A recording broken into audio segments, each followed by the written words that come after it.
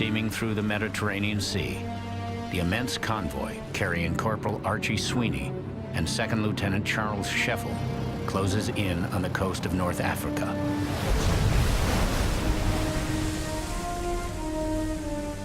The former Oklahoma A&M basketball star is on board a British transport. We're going to land in the second wave. As nervous and excited as I feel, I don't have a clue what awaits us. The code name for the invasion is Torch.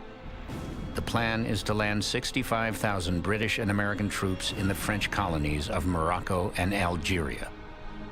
The goal is to trap the Germans between the Anglo-American invasion armies and the British Eighth Army, which has been chasing the Germans across North Africa toward Tunisia. After undergoing 10 weeks of special training in England, Scheffel and the Americans under his command are now a part of a British provisional unit. It will be the ROTC Grad's first time commanding troops in battle.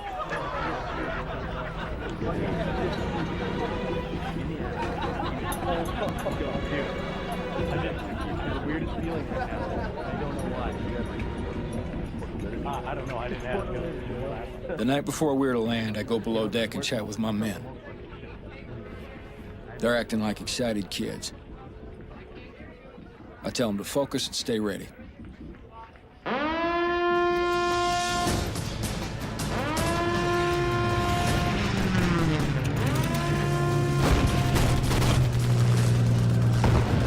Hours before Scheffel's convoy is due to land, German fighter planes attack.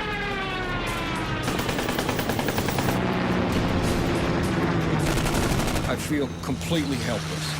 I desperately want to get off this ship. It feels like a death trap.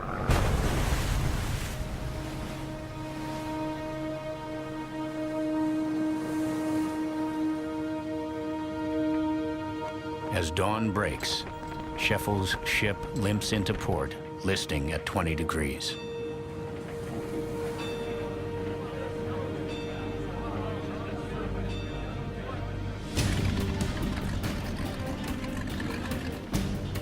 Operation Torch has been a total surprise. The Allies put 33,000 troops ashore near Algiers, including Charles Scheffel's unit. Everything is a disorganized mess. I have no map and no specific orders except to clear the dock and engage any opposition that we might encounter. I think the Brits just want us out of their hair. While Scheffel and the rest of the American forces are relegated to rear positions, British and American armored divisions push forward. Within weeks, they are only about 20 miles from Tunis, the Germans' chief port and main supply city.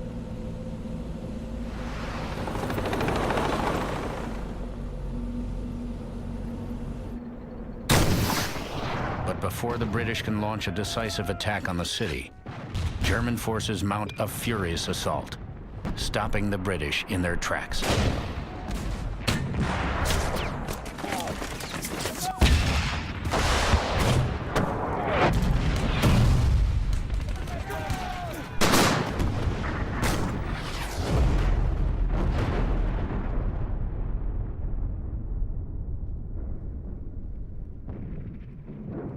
Behind the lines, Charles Scheffel grows impatient with his British superiors.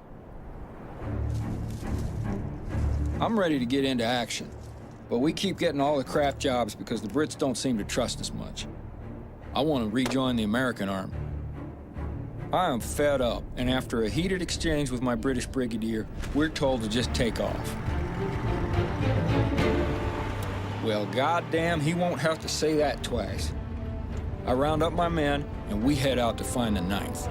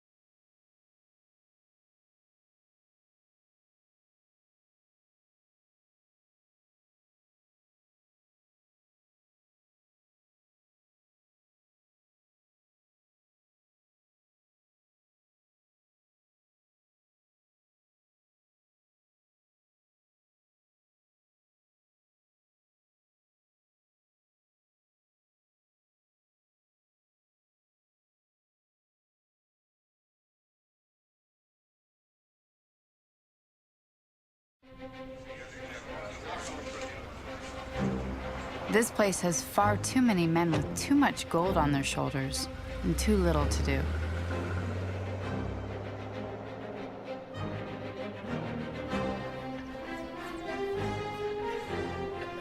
"21-year-old Wisconsin native June Wandry volunteered for service immediately after Pearl Harbor, leaving behind a job at the Mayo Clinic to become an Army nurse.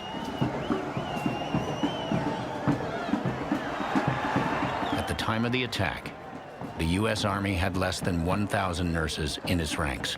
Now, 14 months later, that number is fast approaching 30,000.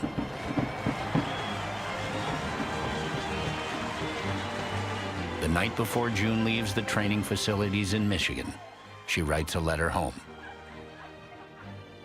They distribute our Army-issued combat clothing, heavy underwear, fatigues, and raincoats, all of them in men's extra-large sizes. We're told this is what we will have to use until they can find something more fitting. My orders are to report to Camp Kilmer in New Jersey. From there, I will deploy to North Africa. It's a relief to finally be leaving. They need surgical nurses so badly over there.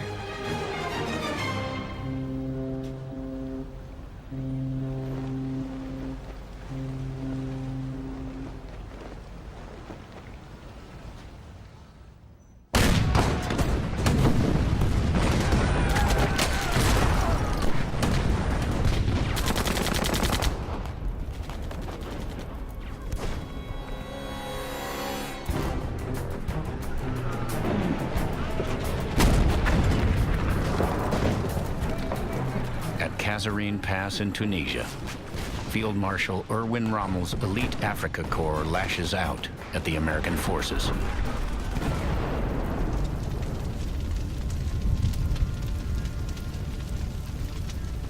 The Americans are caught unprepared and are quickly overwhelmed. They sustain more than 6,000 casualties before finally regrouping and halting the Germans. The American military command swiftly relieves the officer responsible for the Kasserine fiasco and replaces him with the highly decorated and aggressive Lieutenant General George S. Patton.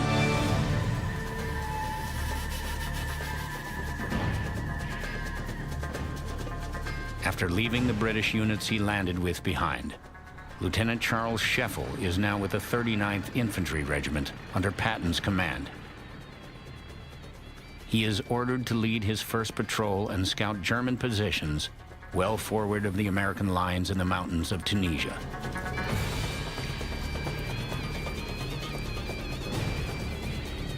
I take the guys out toward a distant ridge. It's a strange feeling, being so exposed and vulnerable. Unknown to Scheffel, a German machine gun nest positioned on a nearby hill has the area well covered. As Scheffel's patrol reaches the top of a small ridge, the Germans open fire.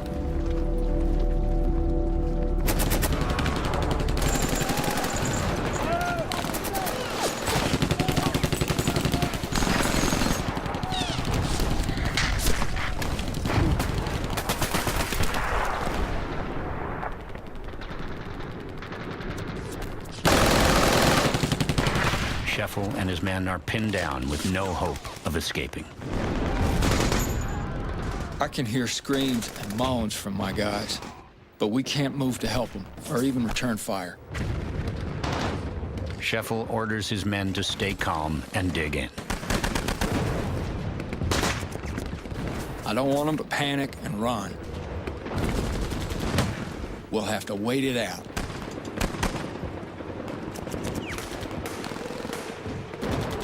I've got the sinking feeling that we are on our own.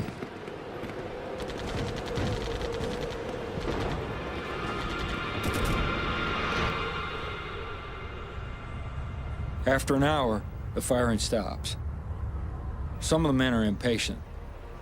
I can't hear the enemy, but I'm not about to get shot looking for them. The job of a soldier is to survive, so he can fight. That's not the job of an officer. The job of an officer is command. You're the guy that got him into that mess. You're the guy in command. You're the guy that's obligated to get him out.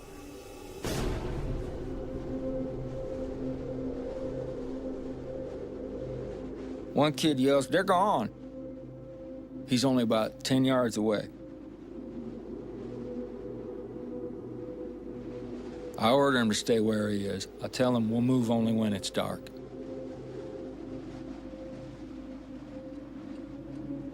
"But there's nobody out there," he says. And off to my right, this damn kid stands right up. Killed. Right then and there. And then I yelled at my men, "Damn it, don't anybody else stand up. I'll get you guys out of here. Because when it gets dark, they're going to retreat." So we laid there until the sun went down. I feel so obligated that I didn't get up and tackle that kid.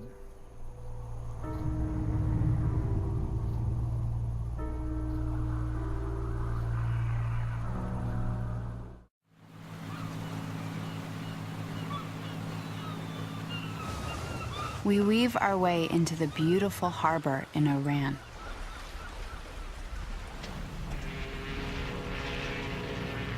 It's time to say goodbye to the many friends I've made while crossing. We all wonder, what is our future and how long will we live?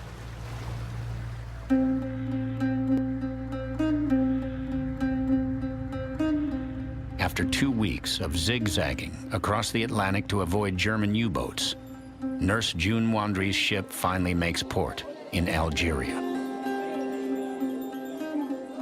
The beautiful view from the ship is blown away by the smell on shore. It's overpowering, like being back in the Dark Ages. Do people actually live in such filth and squalor? It tears at your heart.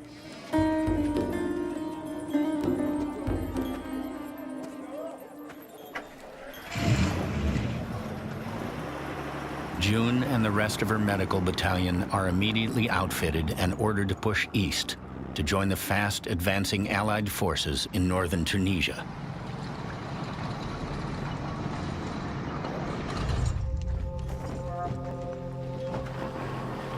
When they arrive at their field hospital, 7 ambulances full of wounded men are already waiting for them.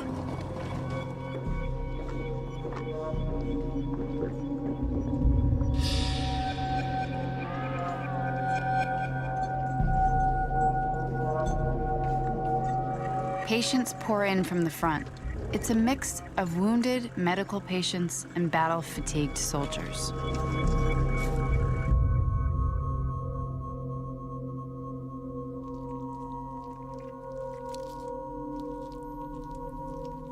Five nurses are on call, and one nurse, lucky me, gets the 24-hour shift in the operating tent.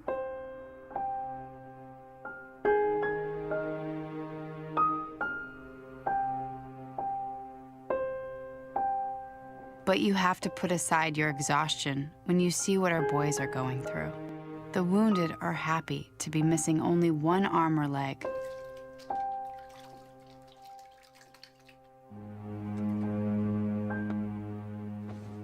I'm glad I have lots of energy. I'm not sure how the older nurses stand the pace.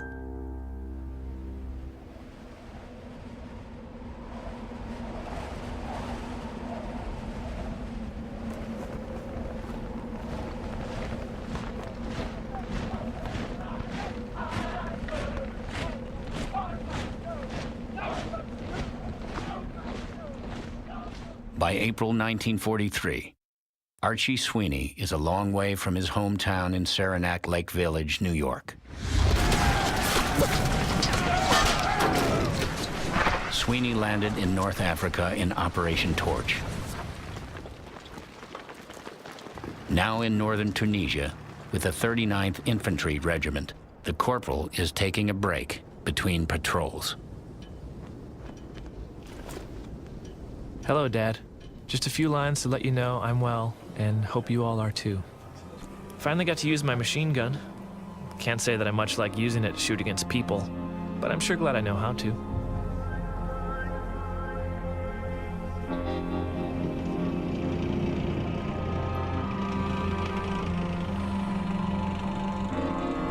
It's very quiet here this evening. I think the war may be coming to an end soon. You should be receiving my check soon. It'll be a little more than last time. I won some money in a game and figured you could use it. Well, time to turn in. I sure do miss everyone. Love, Archie.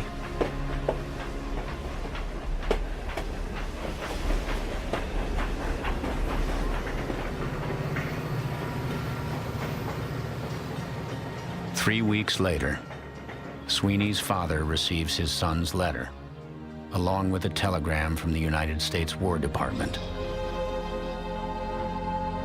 His 25-year-old son, Archie Sweeney, has been killed in action. Due to the swirling confusion of combat, the Army is unable to document the cause of each and every fatality. Because of this, Sweeney's family will never know the details of his final moments.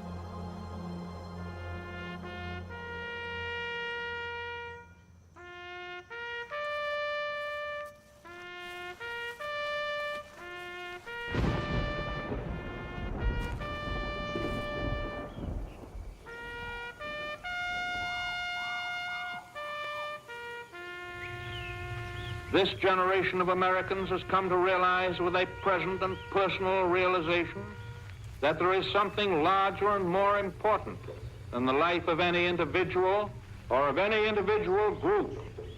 Something for which a man will sacrifice and gladly sacrifice not only his pleasures, not only his goods, not only his associations with those he loves, but his life itself.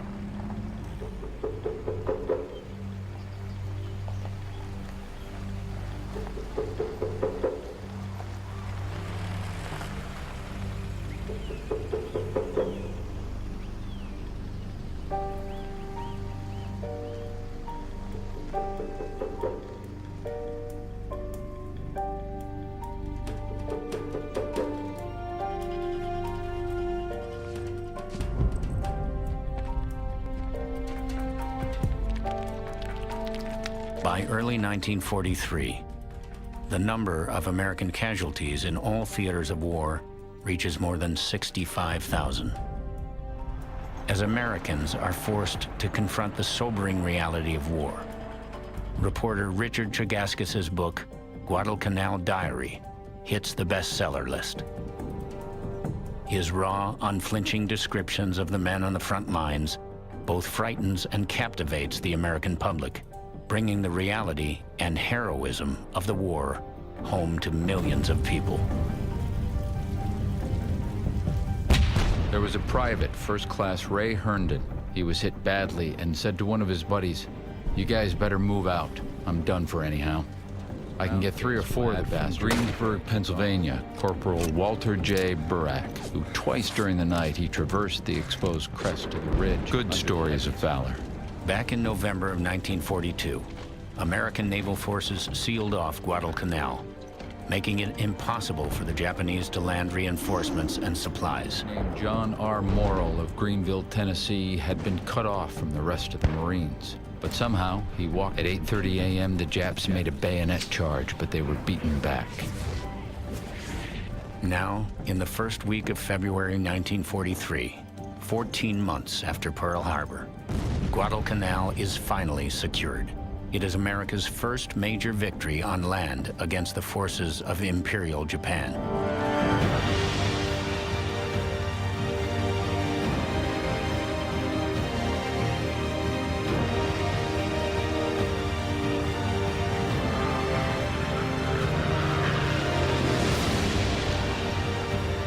And for the first time, the relentless Japanese expansion has been stopped. But the massive two-front war against the Axis powers is still only beginning.